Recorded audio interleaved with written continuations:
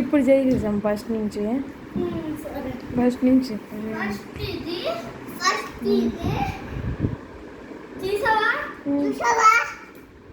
తర్వాత second step ఇది,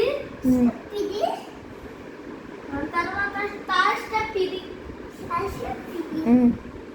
దాని తర్వాత ఫోర్త్ స్టెప్ ఇది, ఫిఫ్త్ స్టెప్ ఏమో ఇది,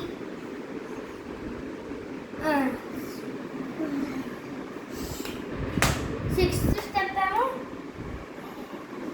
ఇది ఇది, తర్వాత సిక్స్త్ స్టెప్ ఇది కాదు, ఇది